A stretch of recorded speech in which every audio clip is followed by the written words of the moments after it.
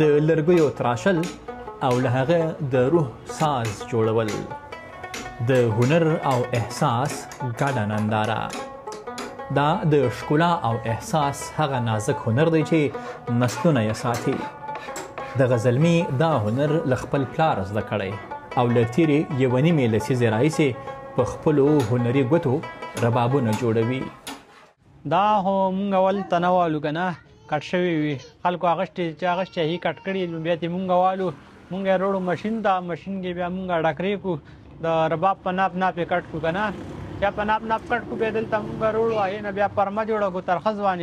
ترخز باندې چې پرمه ترې جوړه کړو بیا پکې په سورلو کار وکړو هغه راخالي کړو چې راخالي کړو سپکې کړو بیا ولا د هغې نه تاج د هغې خپل پیسم ساتلی وي د توت لرګی وي دا که نه هغې نه والا تاج جوړ کړو تاج پکې بیا لګو سینه بیا لګو بیا صفایان وپایان کړو ګوډې شي تار شي دار څه پې لګو دې کې ډېر استعمالیږي توت لرګی او بیا پکې بل استعمالیږي شاهتوتو دی وایي د رباب کاروبار یې د پخوا پرتله ښه سوی ځکه چې د ده په وینا اوسني ځوانان د رباب زده کولو ته ډېره لیوالتیا لري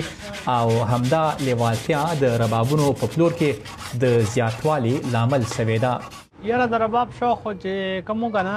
نو د مخکې نه اوس ډېر زیات شوی دی ځکه چې اوس خو بس کم ملکان راغټېږي نو دا ټول د رباب شوق کوي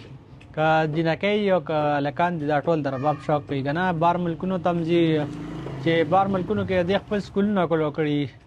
دا 40-50 کسان پکې وي نو بس هغې دپاره مونږ بیا اډر راکړي مونږ ورله تیارو بیا ورلیږو بس بلټي کوي ورته دغه هنرمند وایي دوی بیلابیل ربابونه جوړوي او زیاتوي د پیرودونکو د غوښتنې او د ساز د غږ له ډول سره سم پکې د تارونو شمیر او ډول ټاکي رباب کې خو بس بیا قسمونه ډېر دي که نه ساده پکې راځي ډیزاین والا پکې راځي نو ډیزاین کې بیا ډېر قسمونه وي موږ هر یو تیارو رباب تیارو ستار تیارو نو بس چې بیا څنګه ډیزاین څوک وي هغه ډیزاین والا موږ جوړو یو راځي ساده بیا پکې بل راځي هاف سینه صدف نیمه سینه یې که نه لکه کم وي داسې بیا بل راځي ټول فل سینه صدفي بیا پکې څوک کوي دلته چکارې پک کوي غیر چاپېره کار پک کوي نو هر قسمه دی کوي له 7 قسمه ډیزاین نه وي نو دې کې یو ځای راځي کټې تار بیا پکې بل لګي بم تار بل زیر تار لګي بیا نور داسې لګي بچي تارونه څوک ورته شاتارې وي څوک ورته بچي تارونه وي څوک ورته چمني وي